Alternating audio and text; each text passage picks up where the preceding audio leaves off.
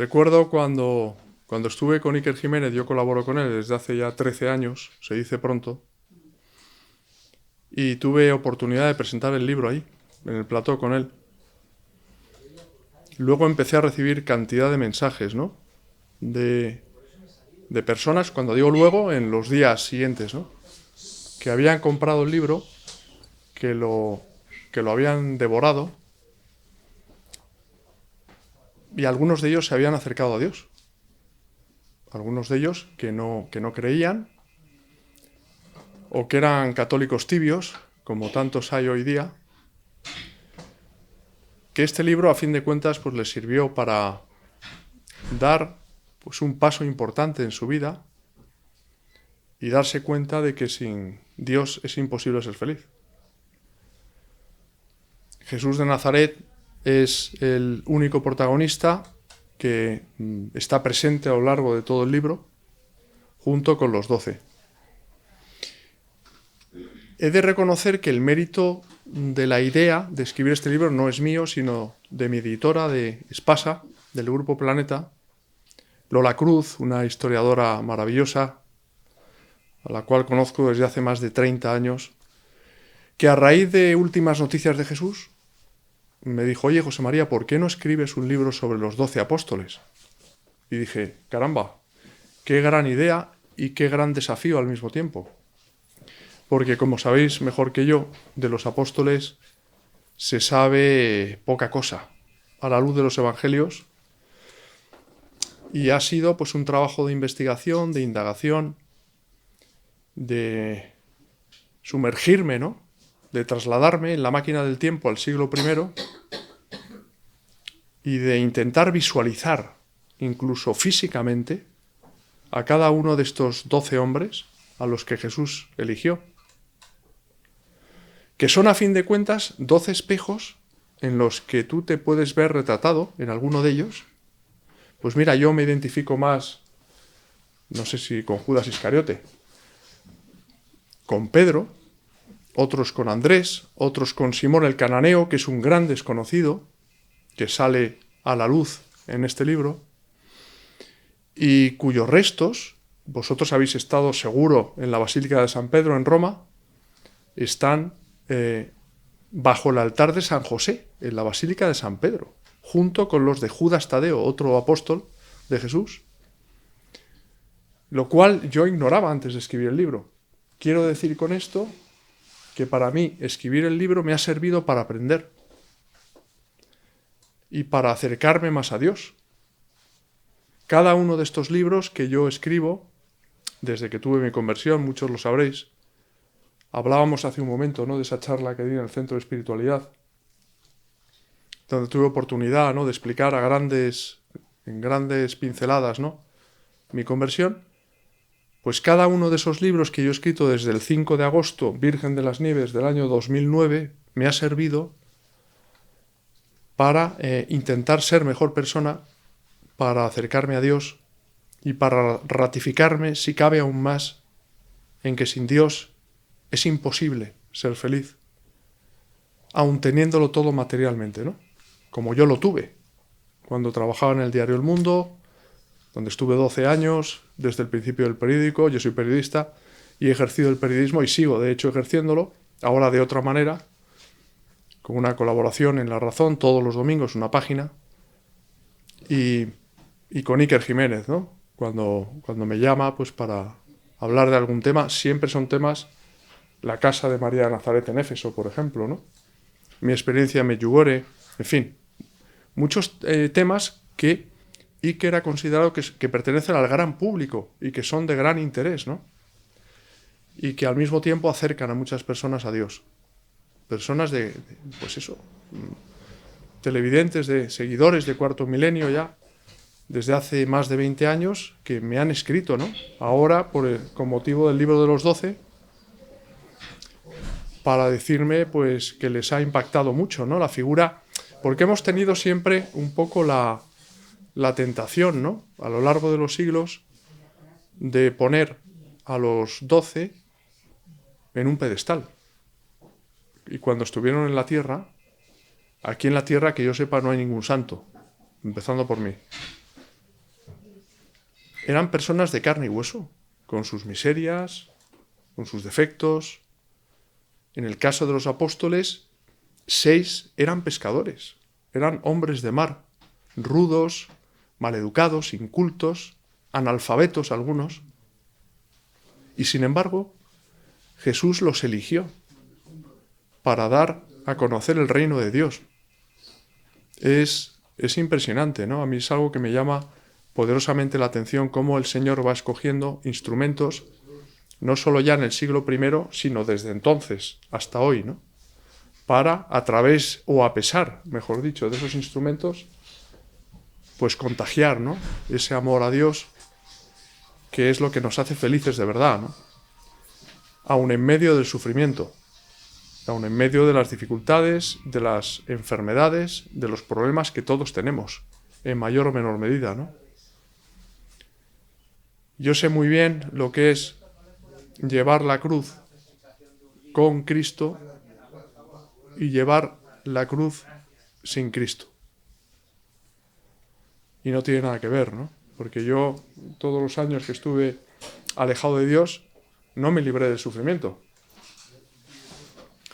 Y sin embargo, pues era un profundo desgraciado por el sufrimiento y porque estaba viviendo entre tinieblas. Ahora me ocurre algo que es una gran verdad, ¿no? Una conversión que es de todos los días, ¿no? Esto no es que todo lo veas un día maravilloso, sino que lo dice Jesús, ¿no? Solo el que persevera se salvará. Implica, pues, estar luchando, ¿no? Por seguir adelante, porque todos somos miserables, yo el primero, y a veces tienes tentaciones de arrojar la toalla, de llevar una vida más cómoda. Claro, yo no tengo vacaciones, pues desde el año 2009. Cuando digo que no tengo vacaciones, es que no tengo vacaciones en Semana Santa, los días estrictamente de Semana Santa, sí. En Navidad exactamente igual y en verano estoy trabajando todos los veranos, ¿no? Y cuando te pones en las manos de Dios, cuando le entregas tu libertad, que es lo único que le puedes dar, ¿no? Como hicieron los 12 a Jesús, pues Él va conduciendo tu vida muchas veces por donde tú no quieres. De hecho, yo he tenido proyectos que humanamente son muy interesantes, o al menos a mí me los han parecido, y no han salido porque no eran la voluntad de Dios, ¿no? Tendemos a llevar la cruz que nosotros queremos y no la que Cristo quiere para nosotros, ¿no?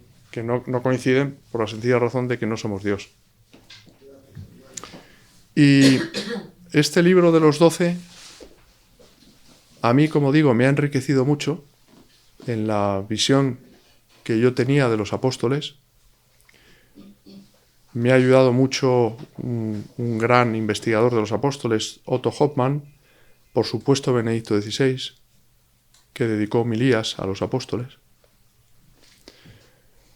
los padres de la Iglesia y por supuesto los evangelios, faltaría más, ¿no? Entrevistas que yo he mantenido también con teólogos, las visiones también de Ana Catalina Emmerich, de la Beata, la monja agustina. Y bueno, después de estar sumergido, ¿no?, durante tiempo, por supuesto durante el proceso de escritura en el siglo I, yo estaba visualizando, ¿no?, las escenas del Evangelio y a cada uno de estos elegidos. Y en particular yo me identificaba más con Pedro, no porque yo tenga las llaves del reino de los cielos, sino porque Pedro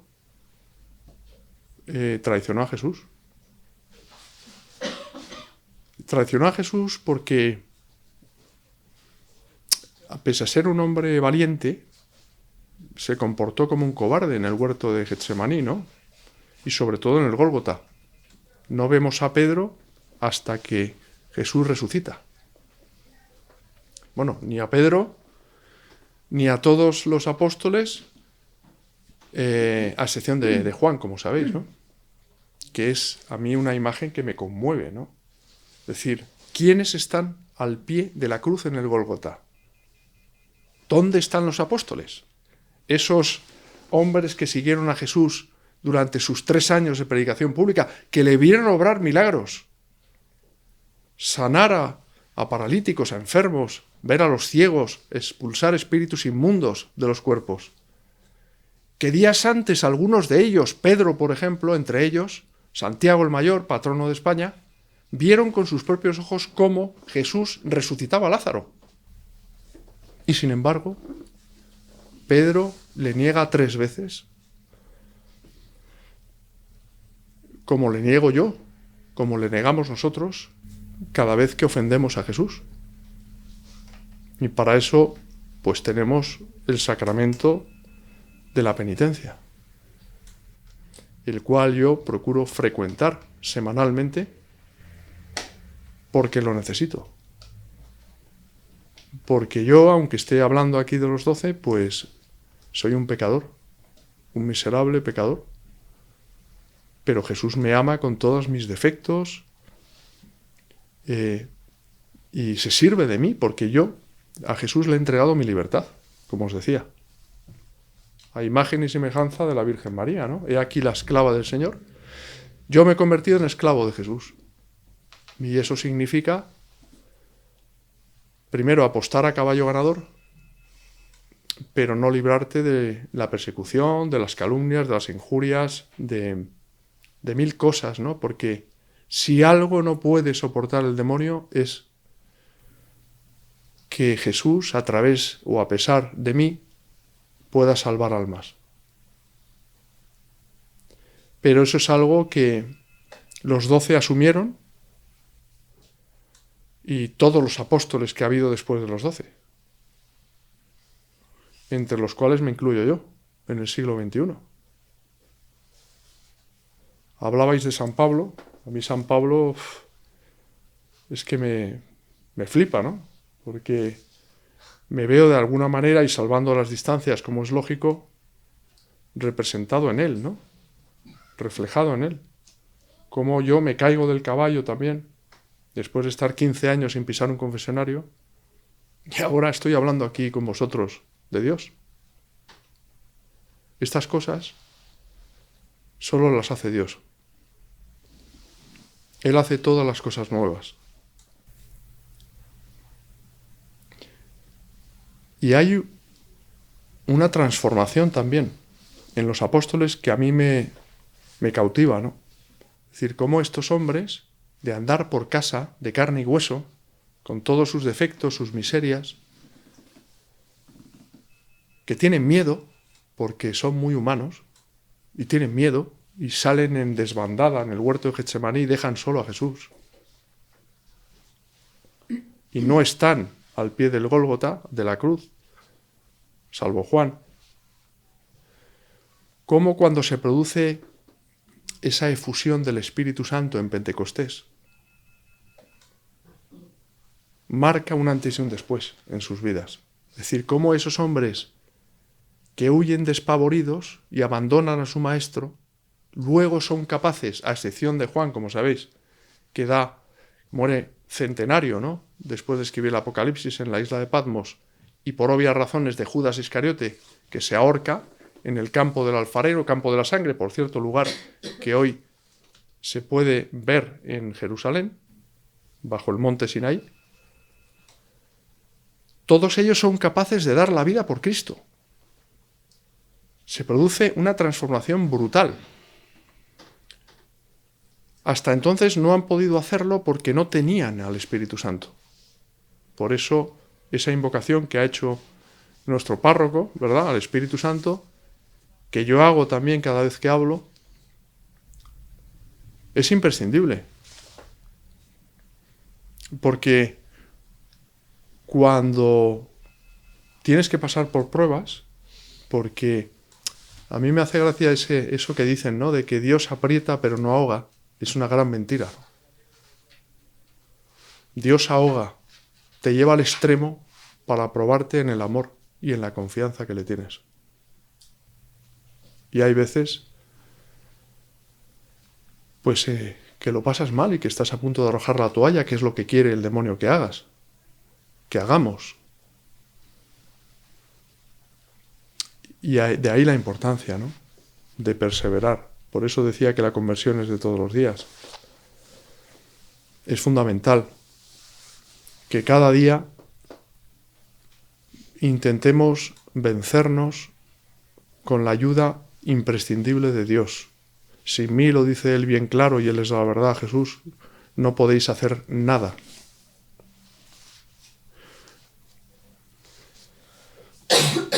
Hay un personaje que a mí me fascina, ¿no?, que es un personaje maldito, que es el de Judas Iscariote.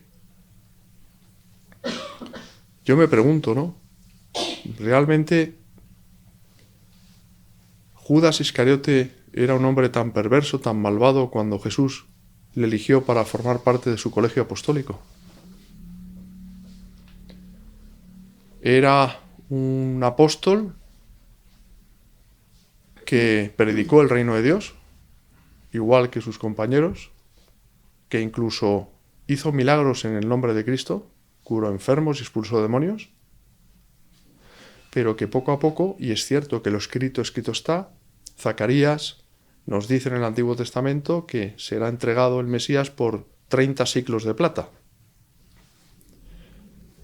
Muy curioso, por cierto, ¿no?, hacer un trabajo sobre las profecías del Antiguo Testamento que se acaban cumpliendo en el Nuevo, ¿no?, a rajatabla, al pie de la letra, nunca mejor dicho. Pero es cierto que en la vida de Judas Iscariote hay otro móvil, ¿no? Él, por su proximidad a la secta de los celotes, pues es un hombre que, como otros discípulos que abandonan a Jesús, por esa misma razón, ven a Jesús como Dios todopoderoso, como el libertador del pueblo de Israel, y no pueden entender cómo, siendo Dios, no acaba de una vez con todas las flagrantes injusticias que se están cometiendo, ¿no?, bajo la férula de Roma. Y por supuesto no comparten la visión de Jesús de que hay que poner siempre la otra mejilla.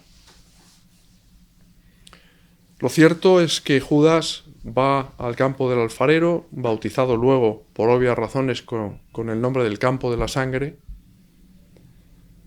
Cronológicamente hablando, cuando Jesús comparece ante Pilato, abucheado por los sumos sacerdotes, por los escribas, por los fariseos, cuando ha estado ya en presencia de Herodes Antipas y ha sido devuelto a su vez finalmente a Pilato, Judas camina por la ladera meridional de Jerusalén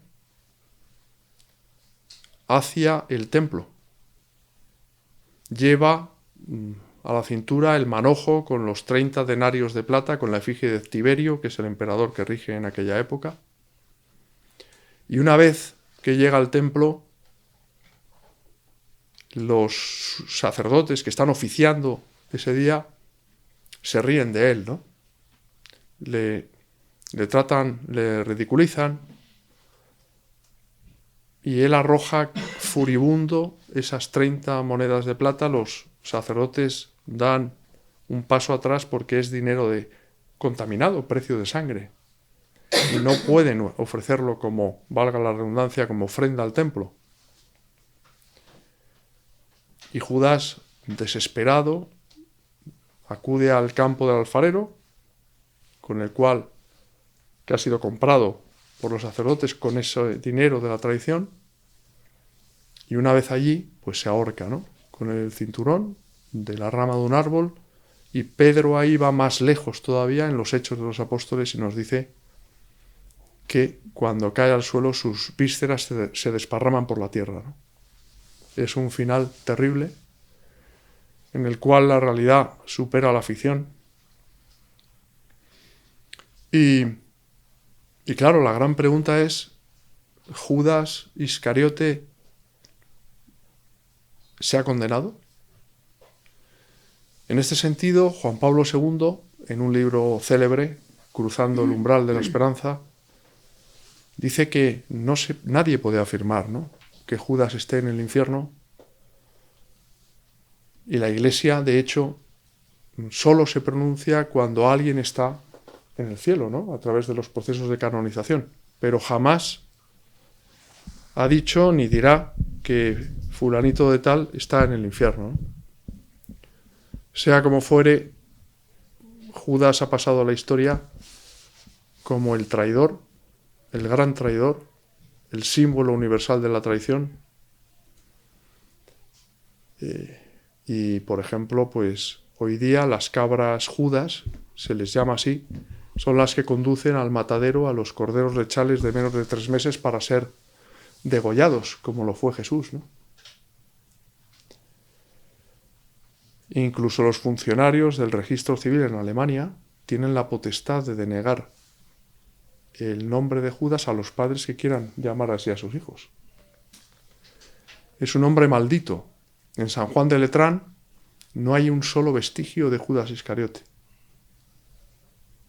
Tampoco en Egipto, en la iglesia copta de Santa María, en la cual se representan a los apóstoles en 10 columnas, 10 de las cuales son de color blanco, una es gris, en alusión al incrédulo Tomás, y la última de ellas, la 12ª, es negra en alusión a Judas Iscariote.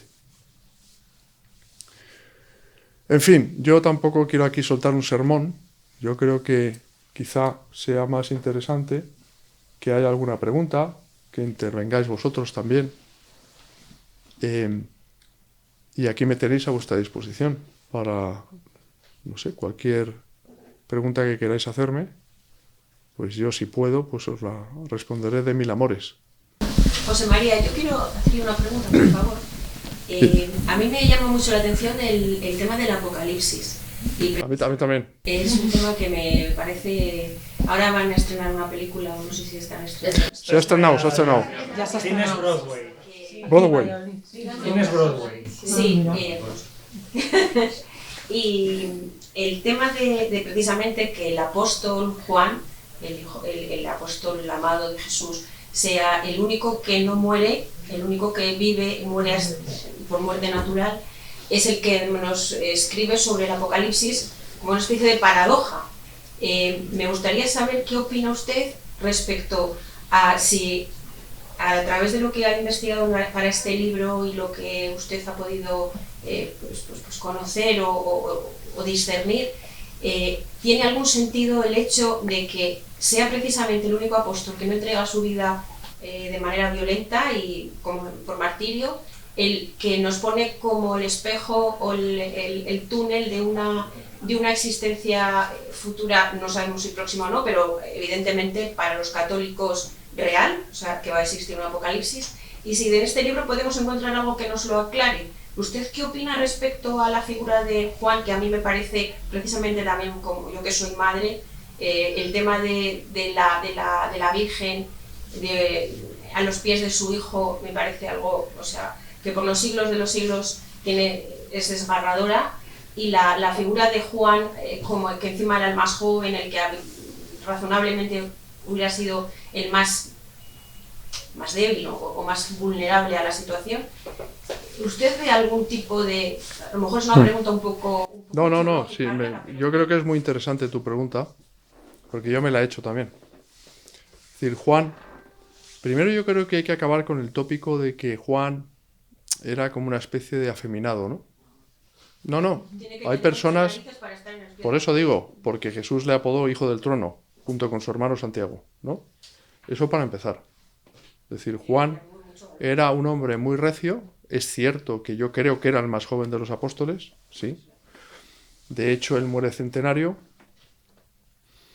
Y hay ahí, es decir, el discípulo amado. Es una forma de encubrirse él, ¿no? Por modestia en su evangelio, ¿no? Eso no significa que Jesús al apóstol que más amase fuese a Juan. Él, de hecho, nos ama a todos con locura, con nuestras miserias, ¿no? Que eso también se ha dicho, ¿no? Pero es que realmente Juan era el apóstol más amado. Es cierto que le confió a su madre en la cruz, porque él sabía que iba a vivir más años, evidentemente, porque él ve en lo escondido, ¿no? Y él tenía que cumplir esa misión también de acompañar a María de Nazaret en Éfeso y de escribir el Apocalipsis, ¿no? Inspirado por el Espíritu Santo. qué importante es el Espíritu Santo. Sí, que siempre volvemos ahí, ¿no? Es que muchas veces nos olvidamos, ¿no?, del Espíritu Santo y pensamos solo en la figura de Jesús, que está muy bien, ¿no? Pero es que está el Padre Celestial, es que son tres personas distintas en un solo Dios verdadero. Y el Espíritu Santo obra maravillas, como obró maravillas, ¿no?, en los apóstoles, como os comentaba hace un momento, ¿no? Juan vive esos años, yo creo que por esas razones, porque a Jesús le da la gana, ¿no? Porque él quiere, o sea, porque él sabe perfectamente que va a ser el único apóstol que no va a dar la vida de manera cruenta, ¿no?, por él. Aunque es cierto que Domiciano, el emperador,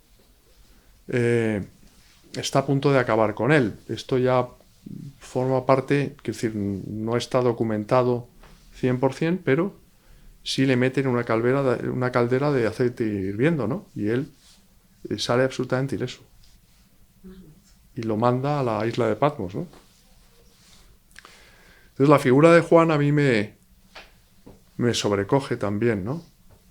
Me sobrecoge y me ayuda a darme cuenta de que, lo que decía antes, la idea, ¿no?, que los apóstoles son personas de carne y hueso y que para nosotros constituyen un gran consuelo. Porque si ellos, viendo a Jesús, fueron capaces de salir corriendo y de ver tantos prodigios obrados por Jesús, nosotros que no le hemos visto, pues a mí me sirve en cierto modo de consuelo, ¿no?, cada vez que meto la pata. Y yo me imagino, ¿no?, me imagino a Jesús apaciguándolos a todos, porque eran hombres con caracteres muy diferentes. Hablábamos de 6 pescadores, pero por ejemplo Judas Tadeo era labrador, o sea, era un hombre de campo. Es decir, eran hombres rudos, ¿no? El único instruido y rico era Mateo. Pero esa escena, ¿no?, en la que le piden, ¿no?, y a través de su madre, un puesto preeminente en el reino de los cielos, Santiago y Juan, hablando de Juan, pues imaginaros, ¿no?, la que debió liarse ahí, ¿no?, cuando el resto de los discípulos escuchan eso. Es decir, nosotros que somos de segunda o de tercera categoría, nosotros no tenemos derecho, como estos, qué desfachatez, ¿no?, pedirle a Jesús. Y seguramente Jesús tuvo que mediar ahí, ¿no? Es decir, que a mí me ha servido mucho los 12 para darme cuenta de que los apóstoles eran personas de carne y hueso, que podemos aprender mucho de ellos, que están de rabiosa actualidad hoy día. Son personajes que los podemos ver representados hoy también, ¿no? Y vernos nosotros mismos reflejados en ellos. Y a fin de cuentas, pues siempre vuelves a lo mismo, ¿no? Y es que sin Jesús, pues es imposible ser feliz, ¿no? Y que ahora mismo, pues en una sociedad, no me refiero a España solo, que ha renegado de Cristo, pues tenemos que darle a conocer y amar. Parece mentira que diga esto, ¿no? Darle a conocer. En España es un país que ha sido evangelizado y que hoy más que nunca necesita ser evangelizado. Y tenemos que poner cada uno nuestro grano de arena sin respetos humanos, sin miedo a nada, aunque con miedo también, porque es muy humano, pero con la gracia de Dios, al final, el Señor hace las cosas nuevas. No sé si me he enrollado demasiado, pero discúlpame si ha sido así. ¿Por qué uno de los discípulos es un intelectual, una persona con formación, no sé, muy avanzada, algo así que podríamos pensar que sería una buena herramienta para la evangelización y tal cosas? Muy buena pregunta esa. Mira, hay una frase de Agustín de Hipona que encabeza el capítulo 1, ¿no?, de Pedro, y que hace referencia a lo que Jesús pudo pensar de Pedro, ¿no? Y dice San Agustín: dadme ese hombre y así se verá claramente que yo lo he hecho todo. Podría haber elegido al senador y al orador y al emperador, pero estoy más seguro con el pescador. Ahí se resume todo, ¿no? Es decir, ¿cómo es? Si me vas a sacar una foto ya te enseño la... Podía ser así, claro, y es así, de hecho. Es decir, Jesús ve lo escondido, lo decía hace un momento, ¿no? Lee el corazón del hombre. Conoce nuestras miserias y nos quiere con locura. Lo único que hace falta es entregarle nuestra libertad, que es lo único también que podemos ofrecerle. Y a partir de ahí, prepárate porque te vas a ver metido en un torbellino del que no vas a poder salir, porque Él siempre te va a sujetar. Morderás el polvo para darte cuenta de que no eres nada sin Él. Con Él lo eres todo. ¿Qué más cosas? Yo tengo una duda y preguntarte qué opinas. Cuando has comentado que de los 12 todos podemos sacar de cada uno algo, en algún momento puede ser Pedro, en algún momento puede ser Judas Iscariote, en algún momento puede ser Juan, pero a mí el que más me llama la atención es Judas Iscariote, porque el hecho del suicidio, ahora que estamos en una generación y que hace menos de un mes, por ejemplo, se suicidó el amigo íntimo de una amiga de un chico de 18 años que se suicidan, pues siempre me crea la duda, si estas almas se pueden salvar, se puede rezar por ellas, y por el propio Judas Iscariote pienso que igual que todos salieron corriendo menos Juan, él de alguna manera también se equivocó y a lo mejor pudo pedir perdón, pero no supo hacerlo. Es decir, que puede haber un momento en el que haya un arrepentimiento, pero no tienes te sientes tan mal por lo que has hecho, que no eres capaz de buscar la salida de Pedro, que también traiciona, pero pide perdón.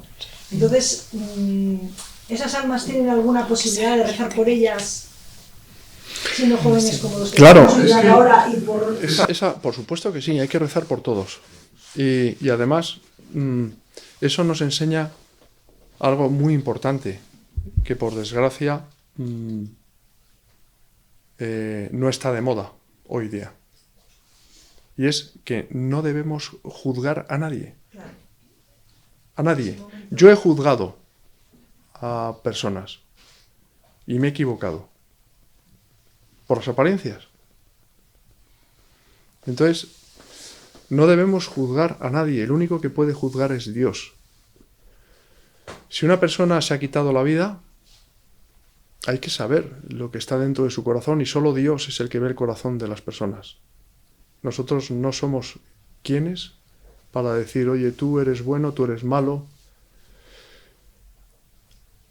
o no eres malo, pero haces las cosas mal, que es distinto, ¿no? Es decir, Dios nos da a todos 1 y 1000 oportunidades para cambiar de vida, si es que estamos alejados de Él. Porque quiere que nos salvemos todos. Y esa pregunta, o esa reflexión tuya es muy importante, ¿no? Porque está muy de actualidad. Y además, sobre todo, en nuestro propio barco. Ojo, tendemos mucho a juzgar a los demás. Y yo creo que eso es un craso error, es faltar a la caridad. Y hay que ser prudentes, ¿no? Hay que ser prudentes. Aunque uno pues pueda tener forjada una opinión, ¿no? De alguien o de algo, pero hay que ser prudentes, que no significa ser cobardes, es distinto, ¿no? La prudencia de la cobardía. Sí, pero es lo que te digo, que en este caso Judas Iscariote le vende por 30 monedas, quiere a lo mejor en un momento dado... Un precio irrisorio, por cierto, sí, O sea, un esclavo se vendía por 500 monedas de plata. Que tiene ese momento de envidia o ese momento que todo el mundo ha podido tener sus pecados, y cuando va a llevar las monedas se ríen de él, como has dicho, pero a lo mejor si hubiera tenido una oportunidad de que alguien le hubiera dejado devolverlas o poder arreglarlo, pero vio que ya no se podía arreglar.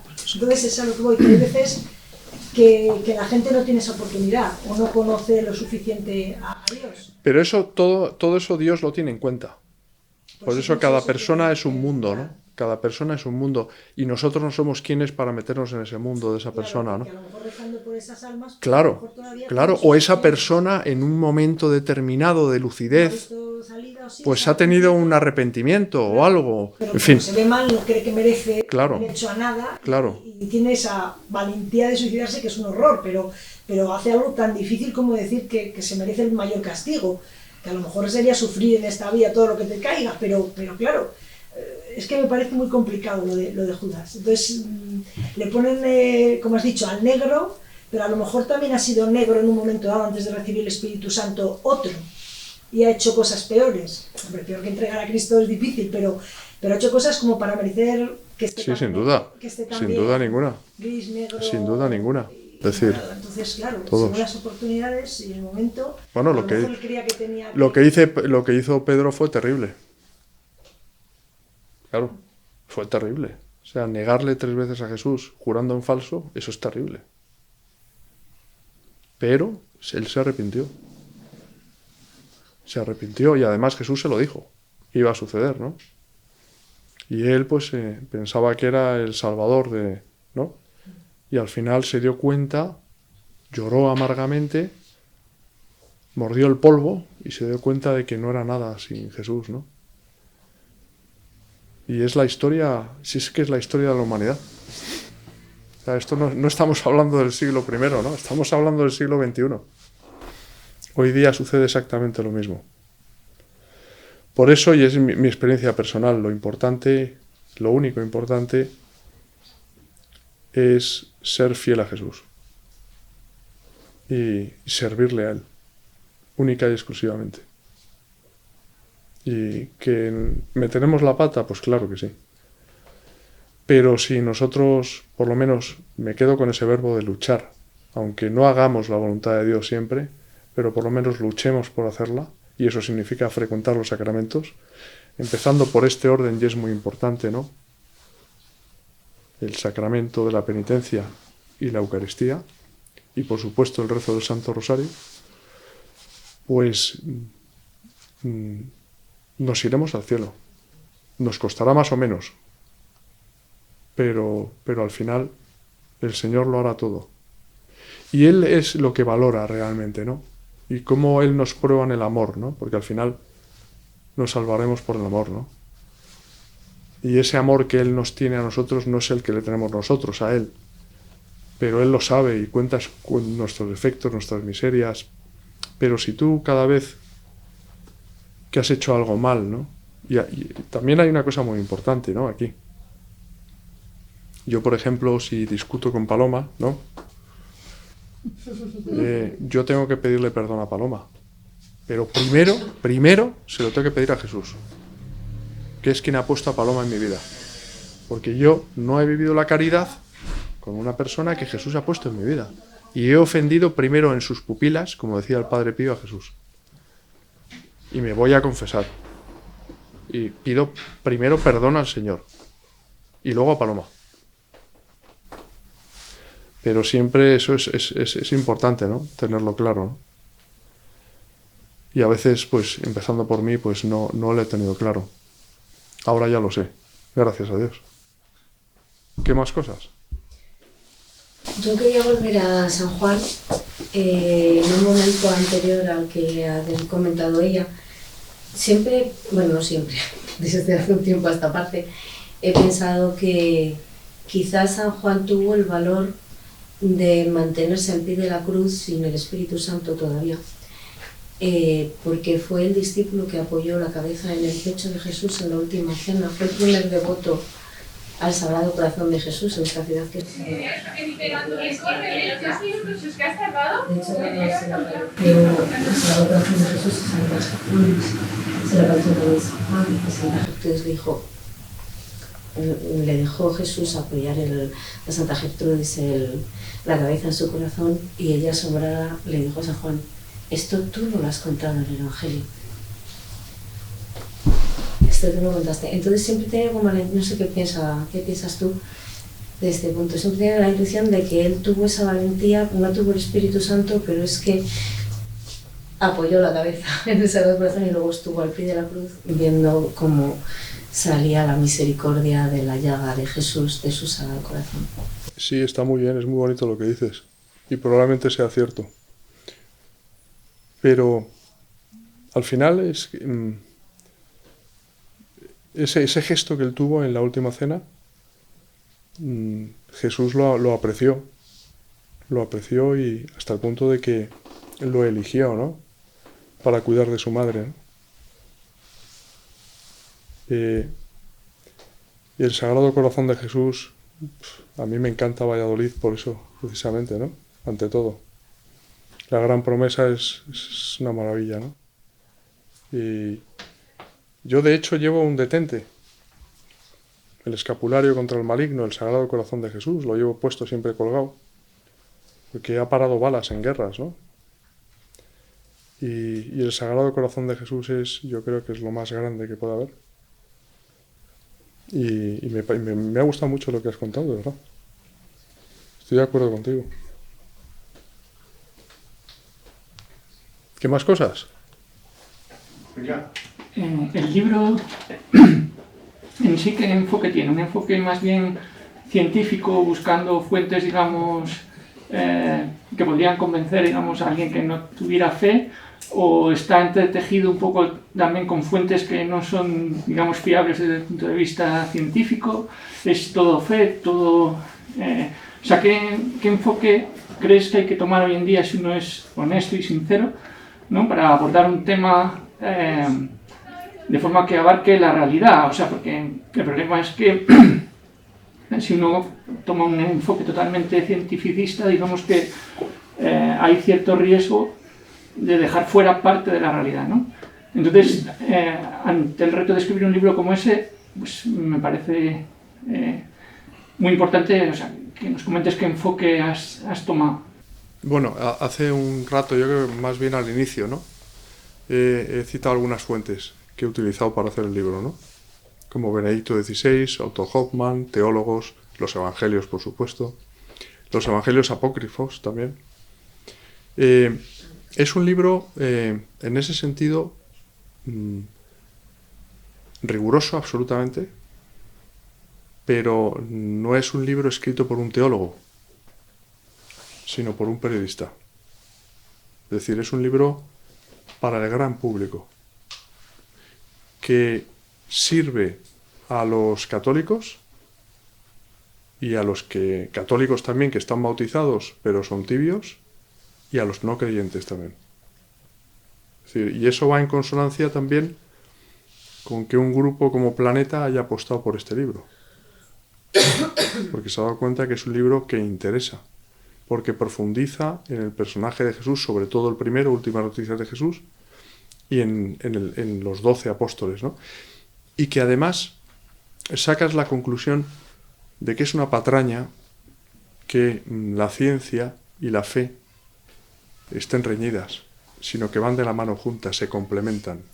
Hay hallazgos arqueológicos a los que yo aludo en el libro, que te ratifican, si cabe aún más, en la historicidad de los evangelios, en el personaje de Jesús de Nazaret, histórico, que existió, que yo me preguntaron no hace mucho quién era para mí el personaje histórico más importante. Habían dicho algunos que Napoleón, otros que Julio César, y yo dije que era Jesús de Nazaret, ¿no? Con independencia de que para mí Jesús es Dios, ¿no? En su doble naturaleza, ¿no? Humana y divina. Pero el personaje histórico, por razones obvias, y por eso estamos, por ejemplo, en el año 2025, es Jesús de Nazaret, ¿no? De todas formas, yo creo que la mejor forma, y vale la redundancia, de responder a tu pregunta es que te leas el libro. Y por ti mismo, juzgues, entre comillas, si lo que estoy diciendo es cierto o no. Yo por eso doy mucha libertad a los lectores, ¿no? No quiero condicionarlos, ni quiero imponer nada, ¿no? Sino mostrar los hechos tal como son, o fueron. De hecho, como apunte al hilo de esto, me llamó mucho la atención de irme leyendo el libro, lo que comentas del tema de la arqueología, ¿no? Me sorprendió cómo la arqueología unida, bueno, pues a la fe, a los datos, como los hechos históricos, ayudan mucho a conocer a los apóstoles y he quedado muy sorprendido de datos y de hallazgos arqueológicos que figuran en los apóstoles, ¿no? Que permite conocer históricamente a cada uno de los apóstoles. No solo además ya de los apóstoles, sino sobre todo de Jesús. De Jesús, es decir, se descubre, por ejemplo, esa placa, ¿no? Esa inscripción de Poncio Pilato en Cesarea Marítima, donde se especifica que es perfecto, no procurador, por cierto, como aparece en los evangelios, ¿no? Es un cargo más militar que político. Y eso nos corrobora en la existencia histórica de uno de los personajes que aparecen en los evangelios, que es Poncio Pilato. O sea, que no se lo han inventado. O, por ejemplo, el sumo sacerdote Caifás, ¿no? Se descubre el osario de Caifás, su mujer y sus hijos, ¿no? Es decir, que son personajes históricos, que no nos han contado un cuento chino, como sucede a lo mejor en otras religiones, ¿no? Que tienen que recurrir a los mitos y a los... No, esto es real todo, ¿no? Sucedió, existieron, y esos hechos concretos se manifestaron. Y creo que es muy importante, por eso la arqueología, ¿no? Y acabar con ese falso mito, ¿no? De que, no, pero una cosa es la ciencia y otra cosa es la fe. No. Es decir, en este caso concreto que tú has citado, yo creo que es el paradigma, ¿no? De cómo se complementan y nos ayudan, ¿no? A ratificarnos, hoy cabe aún más, en que todo eso y esos personajes que lo protagonizaron, pues existieron realmente, ¿no? Pese que algunos incluso se permitan el lujo absurdo de negar a estas alturas, hoy día, la historicidad de Jesús de Nazaret. ¿No? Como creen en Napoleón o creen en Julio César. Pero claro, es que es un personaje histórico, insisto, con independencia de que Jesús sea Dios, como hombre. Vino aquí al mundo y existió. Y ahí están las crónicas de Flavio Josefo y de tantos otros, ¿no? Este libro, por lo que dices, es un libro, digamos, que nos habla de los apóstoles, de cuando existieron, de lo que hicieron, de lo que vieron, de sus experiencias, ¿no? Pero también dices que es un libro, digamos, actual, ¿no? Que el mensaje que transmitieron los apóstoles sigue vivo hoy en día, ¿no?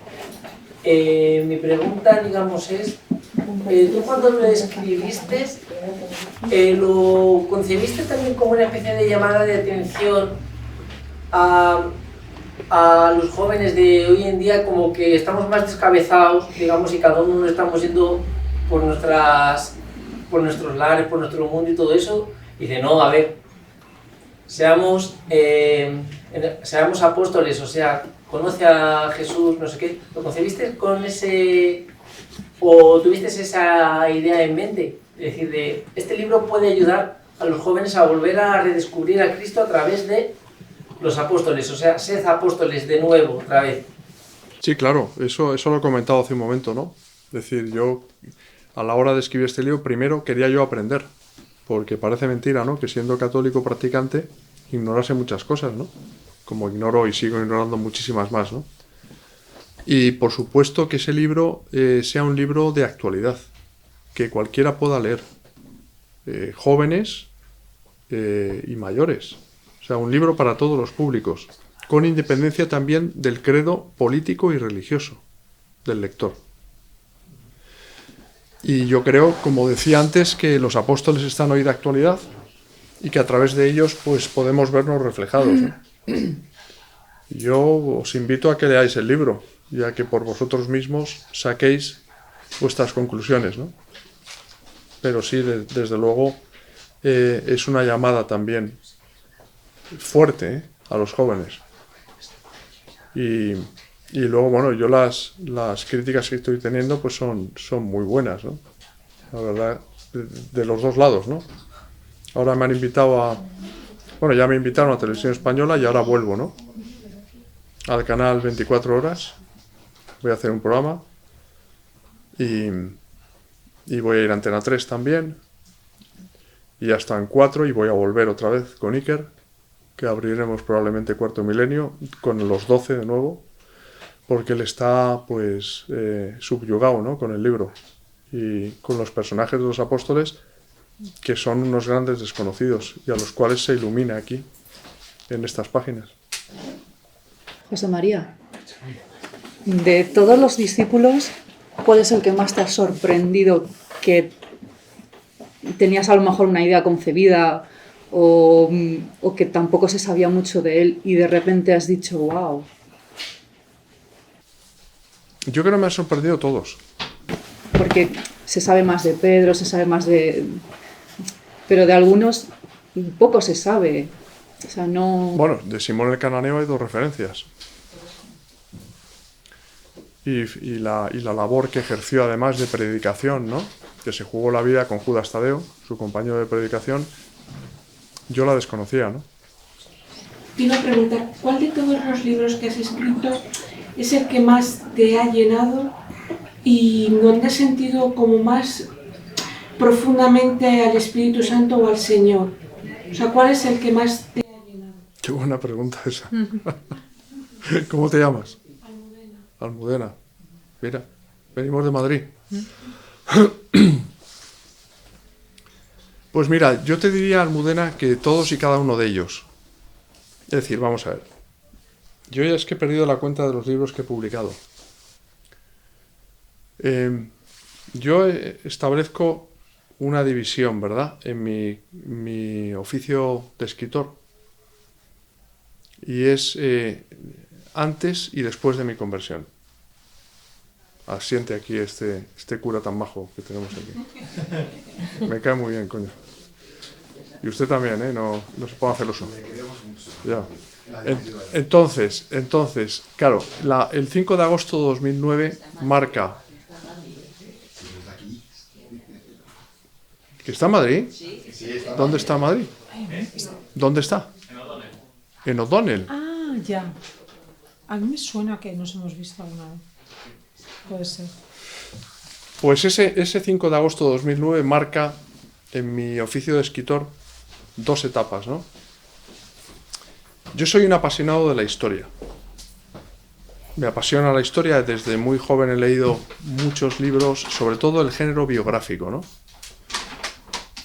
de reyes, reinas, princesas, infantas.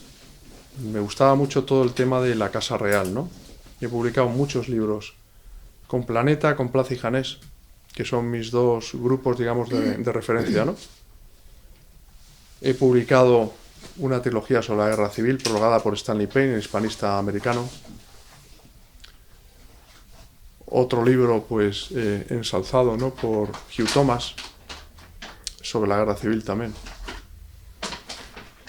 Pero realmente los libros que me llenan son los libros que son instrumentos y que yo no los considero míos, libros míos.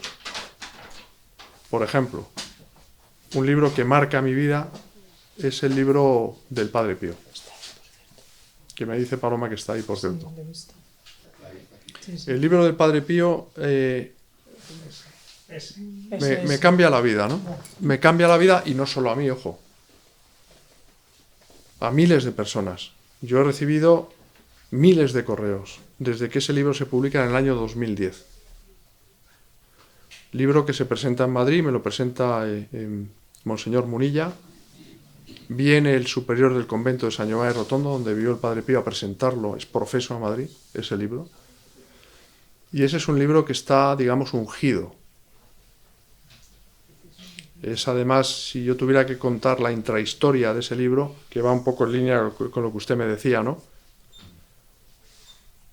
Ahí pasaron muchas cosas para que ese libro diera fruto y siguiera dando fruto, ¿no? Pues tantos años después. Ese es un libro muy importante en mi vida. Y luego, todos y cada uno de ellos, ¿no? He llorado escribiendo los 12, he llorado escribiendo Últimas Noticias de Jesús. Y son libros que a mí, pues, me han aportado mucho, ¿no? Mucho. Y sobre todo están aportando mucho a muchas personas. Muchas personas. Dios, en su infinita misericordia, me deja ver una ínfima parte de todo el bien que Él está haciendo a través de estos libros en las almas. Y he recibido muchísimos y sigo recibiendo muchos correos de personas que han cambiado su vida. ¿Cuántas más habrá que yo no sepa? Así que es una pregunta muy,